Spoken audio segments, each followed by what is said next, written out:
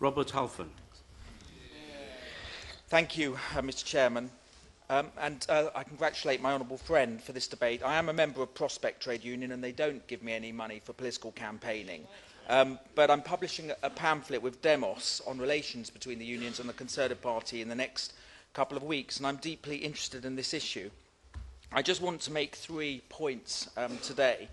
Firstly, that I believe that it's wrong to lump all trade unions in together.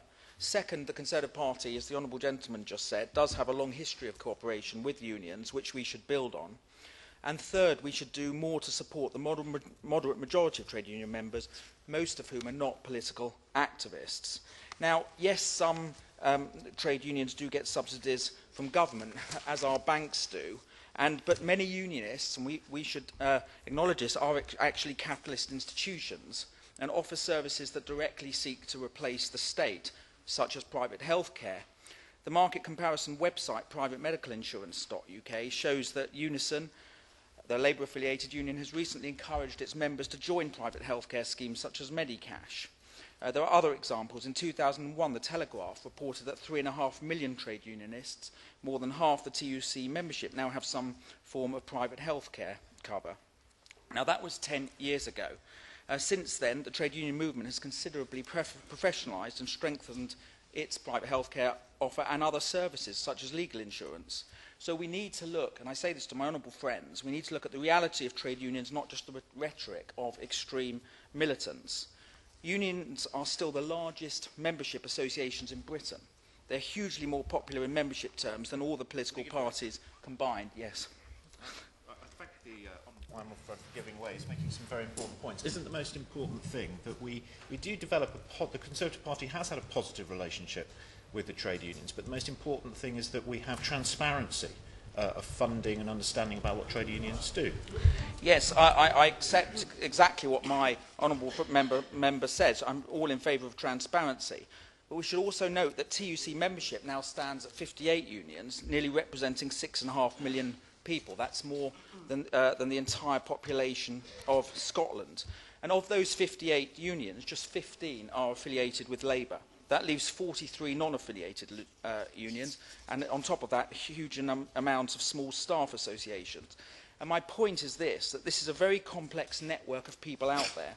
6.5 million people, the vast majority of them will be moderate Britons in all sectors of our economy, from all walks of life, who are not militant activists. Now, I'm proud that our party has a long history of cooperation with the trade unions, beginning in 1867, before even the Labour Party existed. It was the Conservative Prime Minister, the Earl of Derby, who sought first to legalise trade unions for the first time in 1867.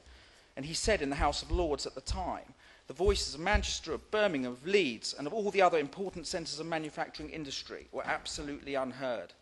And he praised a trade union march in London, insisting to a hostile Liberal opposition that the process was entirely legal. Now, I don't say these things because I'm not a proud Conservative. I actually come from the Thatcherite wing of the party. But even Mrs. Thatcher was an active trade unionist. In 1950, she was elected president of the Dartford branch, one of the first organisations she ever joined of the Conservative trade unionists. And one of her first engagements as leader of the opposition was to address the CTU.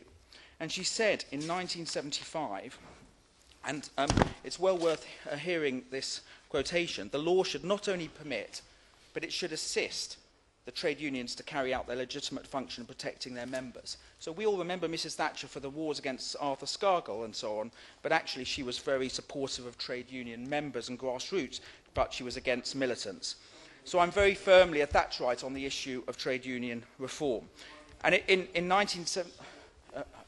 very briefly. On that point, and indeed just to add to his comments about Mrs. Thatcher, I remember that Norman Tebbit was very much a trade unionist within the aircraft industry and indeed led strikes.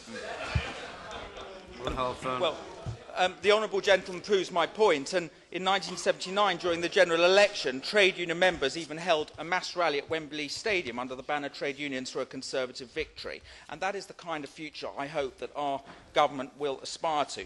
Now, my final point and my conclusion is this. We must do more to support the moderate majority of trade union members. most of them who are not political activists. In politics, language is everything. We shouldn't be afraid to support grassroots trade union members, to encourage people to become trade unions, and dare I say it, even perhaps to have the occasional beer and sandwiches. Now, we often talk about facility time. Now, yes, we need to crack down where there were abuses of facility time and perhaps say that it shouldn't be used for party political activity. But nevertheless, some facility time is good. And a local employer, Riva Bus Company in my constituency, safe facility time is incredibly beneficial. And the Politically Neutral First Division Association, which has 20,000 members, use facility time to relocate the families of civil servants who are serving overseas. So whilst we crack down on the abuses, we should recognise that not all facility time is bad. Now, whatever the reform is pursued, our focus must be what is the right for union members. And it may be worth returning to the original opt-in position for political levies, which was the status quo until 1945. I just want to finally quote Richard Balfe, the former Labour MEP, who came over to the Conservatives, and he said, and I quote, "British politics has changed enormously in recent years. Labour has become a rich person's party and the Conservatives are reaching out to groups that in the past would not have been natural allies.